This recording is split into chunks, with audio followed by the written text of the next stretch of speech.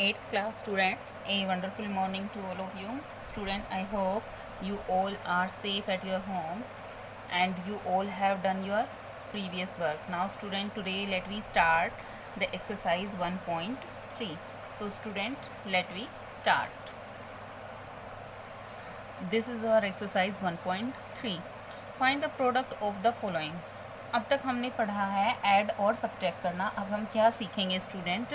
Product करना इनकी rational numbers की.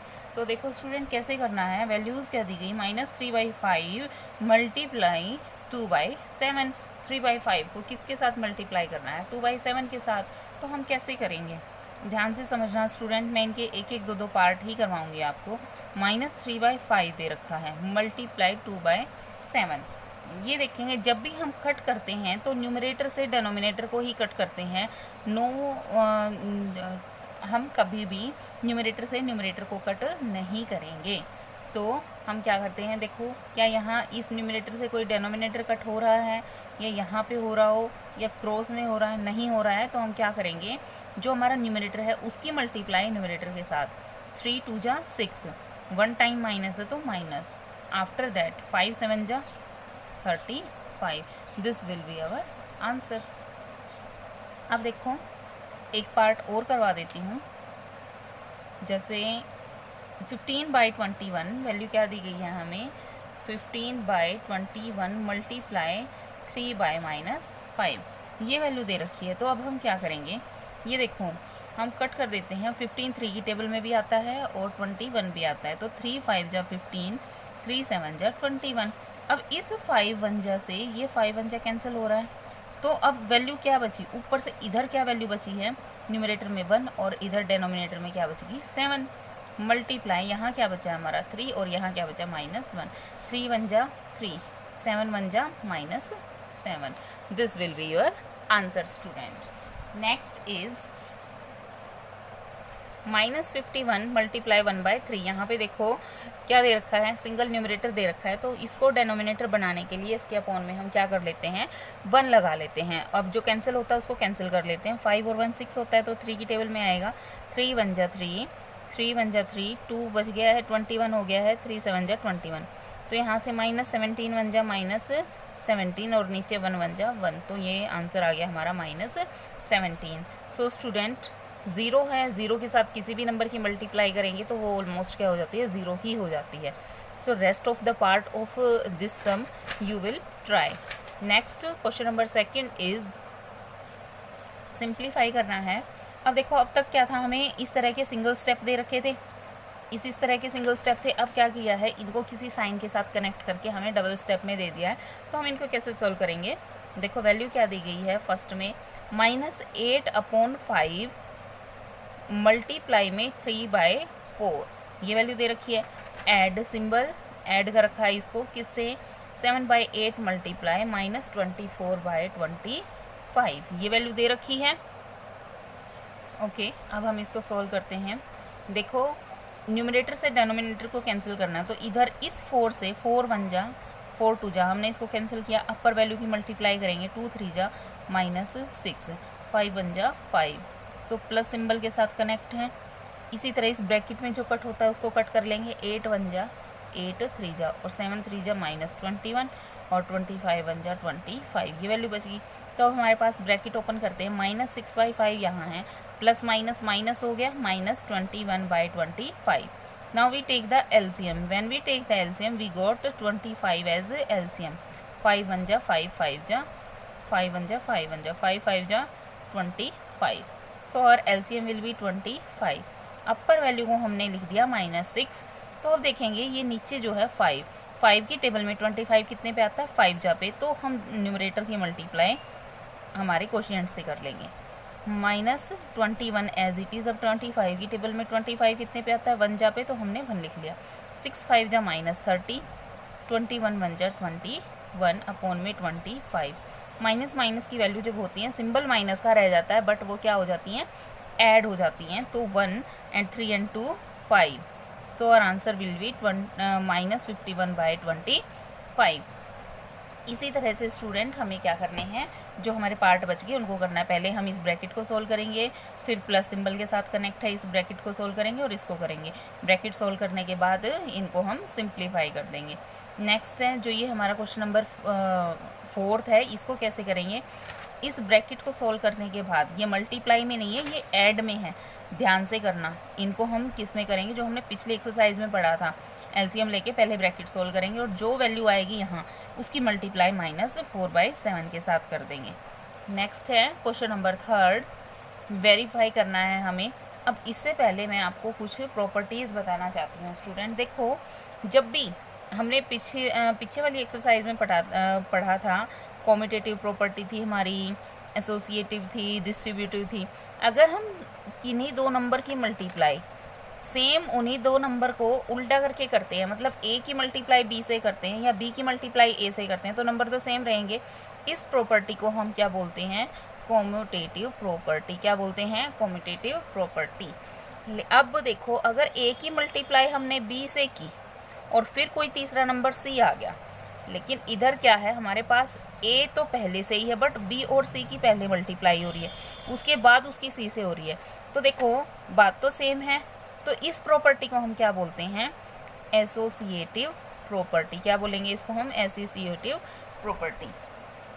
थर्ड क्या है हमारा, ए। अगर हम ए की मल्टीप्लाई किन्हीं दो नंबर के सम से करते हैं तो वैल्यू क्या हो जाती है, पहले ए की मल्टीप्लाई हम बी से करके दिखाएंगे, उसके बाद ए की मल्टीप्लाई सी से करके दिखाएंगे, और बीच में प्लस सिंबल के साथ कनेक्ट है तो प्लस सिंबल यहाँ आ जाएगा। तो ये प्रॉपर्टी होती है हमारी डिस्ट्रीब्यूटिव प्रॉपर्टी। अब होती है एक हमारी इनवर्स प्रॉपर्टी होती है। कोई भी हमारा नंबर होता है, अगर हम उसकी मल्टीप्लाई -1 के साथ कर देते हैं तो क्या हो जाएगा, -1a हो जाएगा। ये हो जाएगी इनवर्स, सॉरी इनवर्स नहीं होएगी। अगर हम a की मल्टीप्लाई 1 के साथ करते हैं तो ये हमारी मल्टीप्लिकेटिव आइडेंटिटी हो जाएगी, मल्टीप्लिकेटिव आइडेंटिटी। अब मल्टीप्लिकेटिव इनवर्स की जब बात आती है तो हम उसको कैसे करते हैं स्टूडेंट, उसमें क्या होगा हमारा कि कोई भी हमारे पास नंबर है उसकी मल्टीप्लाई अगर हम 1/a से करते हैं तो हमें वहाँ से क्या गेट होता है, 1 गेट होता है। So I hope student you understand these properties. Now let we start the questions. तो हम देखो कैसे करेंगे, वैल्यूज़ क्या दी गई हैं हमें क्वेश्चन नंबर 3 में। -1/3, ध्यान से देखना, -1/3 मल्टीप्लाई 2/7 है, इक्वल 2/7 की मल्टीप्लाई -1/3 से हो रही। देखो क्या है, 1/3 यहाँ इधर आ गया, मीन्स टू से a multiply b and then b multiply a, ये वैल्यू दे रखी है। तो हम इसको कैसे करेंगे, तो हम करेंगे -1/3 की मल्टीप्लाई किसके साथ कर रहे हैं हम, 2/7 के साथ, इक्वल सिंबल 2/7 की मल्टीप्लाई किसके साथ कर रहे हैं हम, -1/3 के साथ। तो स्टूडेंट देखो हम इसको कैसे करेंगे, ऊपर वाली वैल्यू की मल्टीप्लाई 2 1 2, 3 7 21, 2 1 -2, 3 7 21। अगर दोनों सेम है तो क्या है, ये वेरीफाइड है। इसी तरह से हमें इनको करना है, पहले ब्रैकेट को सॉल्व करेंगे। इस प्रॉपर्टी में ये देखो, ये मैंने अभी बताई थी, डिस्ट्रीब्यूटिव प्रॉपर्टी की बात हो रही है। यहाँ 3/7 वैल्यू दे दी हमें माइनस के, देन मल्टीप्लाई 12/13 प्लस सिंबल के साथ कनेक्ट है -4/5। तो ये क्या कह रहे हैं कि अगर हम इसको सॉल्व करते हैं तो वो हमें क्या दे रहा है, माइनस के 3/7 मल्टीप्लाई 12/13 देन प्लस 12/13 मल्टीप्लाई में -4/5, ये वैल्यू दे रहा है। तो पहले हम क्या करते हैं, ये हमारी लेफ्ट हैंड साइड मान लेते हैं, ये हम राइट हैंड साइड मान लेते हैं। अब पहले हम लेफ्ट हैंड साइड को सॉल्व करेंगे तो -3/7 को हम एज इट इज़ रख लेते हैं और हम इसको सॉल्व करेंगे तो 13 5 65, then cross multiply 12 5 60 plus minus minus हो जाएगा और 13 4 52। पहले हम इसी को सॉल्व कर लेते हैं, -3/7। अब 60 में से 52 को सब्ट्रैक्ट करेंगे तो 8 मिला हमें, 8/65, 3 8 -24 और 7 की मल्टीप्लाई इसके साथ कर लेते हैं, 7 5 35, 7 6 42, देन 455, ये वैल्यू आ जाएगी हमारी। अब हम इसको सॉल्व करते हैं, -12 3 36, 13 7 जा 91, देन प्लस सिंबल के साथ कनेक्ट है, 12 4 जा -48, तो प्लस माइनस माइनस हो जाएगा हमारा, और 13 5 जा 65। अगर हम इनका एलसीएम लेते हैं किसका, 91 और 65 का, तो देखो पहले 13 7 जा 13 5 जा 13 7 जा 91, 91 5 जा 455 आ जाएगा, तो अवर एलसीएम विल बी 455। अब देखो हम कैसे करेंगे, -36 नंबर है, 91 की टेबल में ये 5 जा पे आता है, तो 5 हमने यहाँ लिख लिया, और 48 से में मल्टीप्लाई 65 की टेबल में आएगा ये हमारा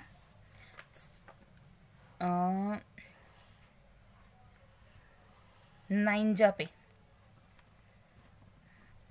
7 जा पे आएगा। मल्टीप्लाई कर लेते हैं अब इनकी, तो मल्टीप्लाई करने के बाद जो वैल्यूज़ आएंगी हमारी वो हो जाएंगी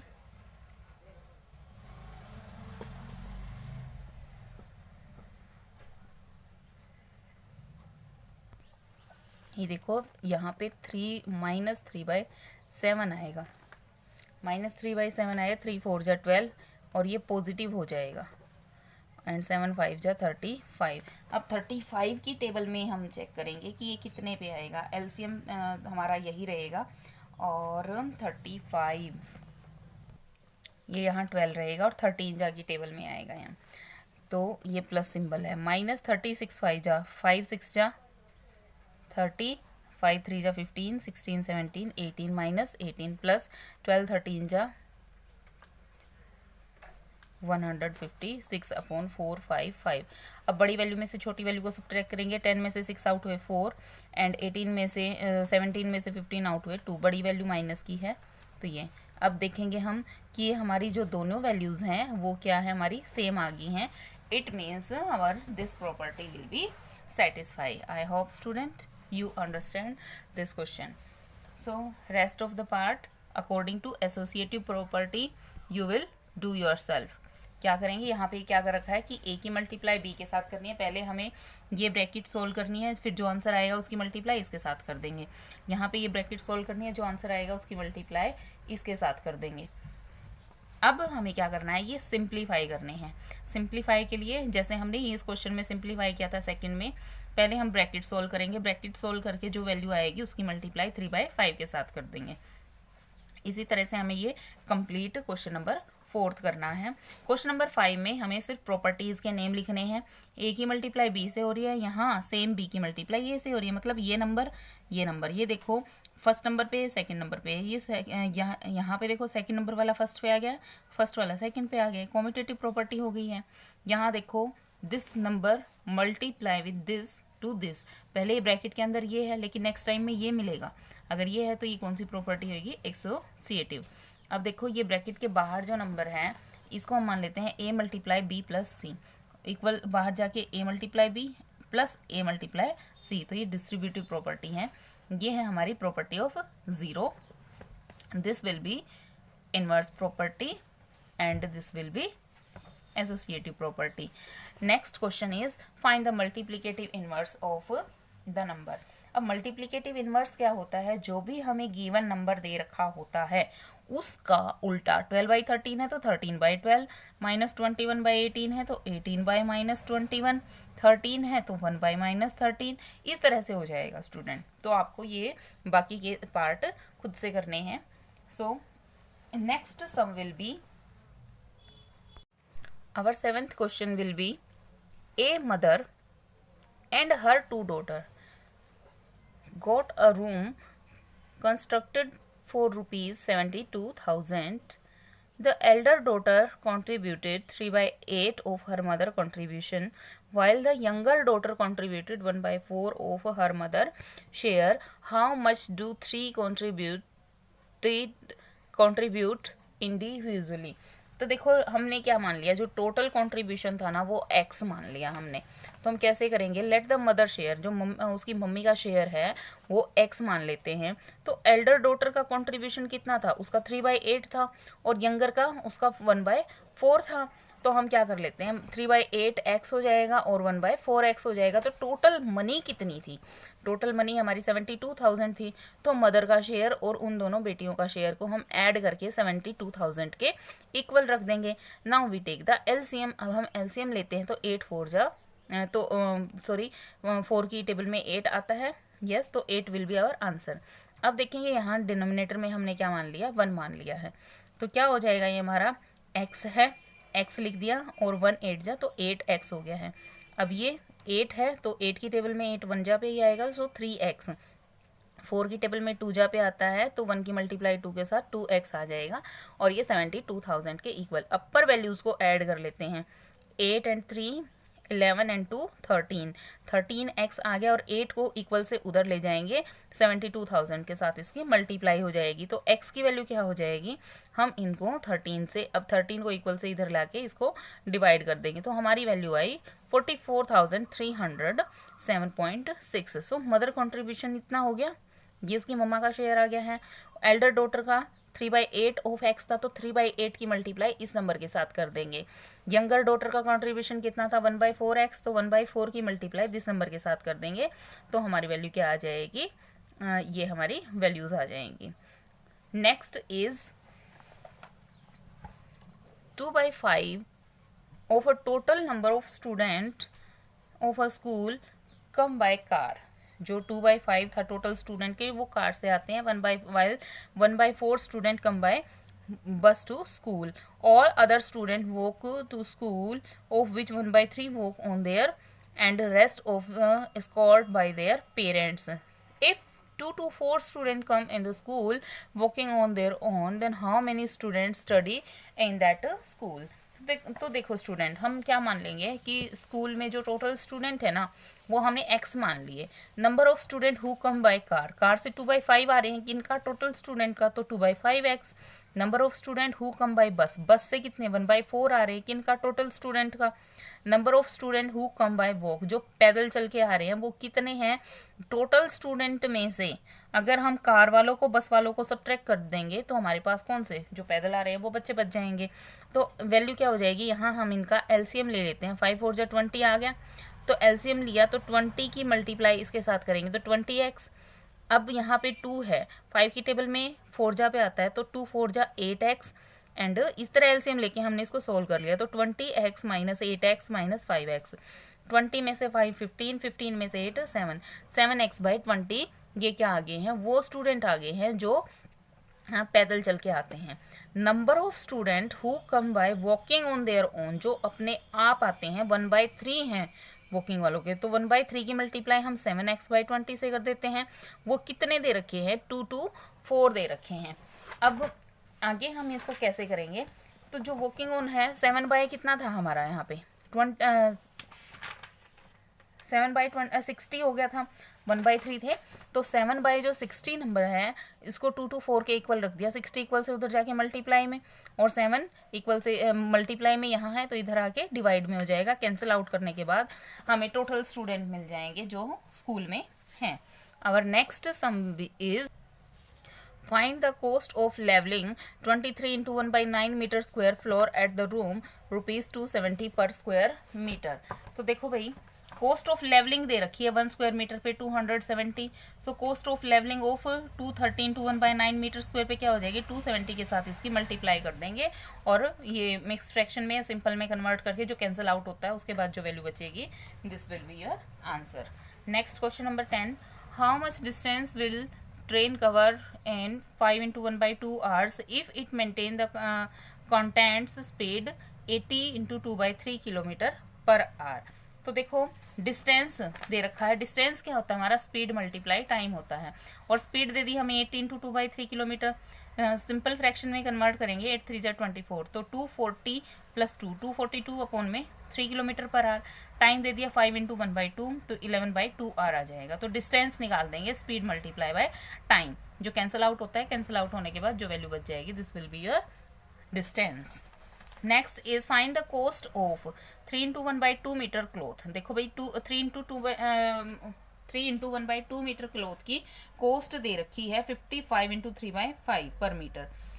तो देखो हम कैसे निकालेंगे, the cost of 1 metre cloth की कॉस्ट कितनी है? 55 इंटू 3/4 सिंपल फ्रैक्शन में कन्वर्ट करेंगे तो 3 इंटू 1/2 की कितनी होगी?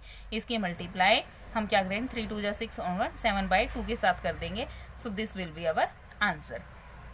Next is true false. The multiplicative inverse is -3/7 is 7/3. क्या 7/3 होगा? नो, 7/-3 होगा. So it will be false. Next है, for every rational number x into 1/x is its multiplicative inverse. Yes, x का मल्टीप्लीकेटिव इनवर्स 1/x होगा. For a is not equal to 0 the multiplicative inverse of a/b is b/a. Yes, अगर a 0 नहीं है तो हमारा multiplicative inverse a/b का b/a होगा. The reciprocal of 2/5 multiply 4/9 is -45/8. Yes, it is true. हम इसको सोल्व करके देख लेंगे. -4 2 जा -8 अपॉन में 5 9 जा 45 और इसका रेसिप्रोकल यही नंबर होगा. The reciprocal of 0 is 0. क्या 0 का रेसिप्रोकल 0 होता है? No, it's false. Minus into minus x is the same of x. Yes, true. Minus minus क्या हो जाता है? प्लस हो जाता है. The reciprocal of -1 is 1. No, -1 का रेसिप्रोकल -1/-1 होगा. A plus b multiply c, क्या ये बराबर है a plus b multiply a plus c? No, ये किसका होगा? ए मल्टीप्लाई बी प्लस में a multiply c. I hope student today we complete the exercise. You all understand this exercise. So solve this exercise neat and clean in your fair notebook of maths with neat and clean handwriting. Thank you student. Have a nice day.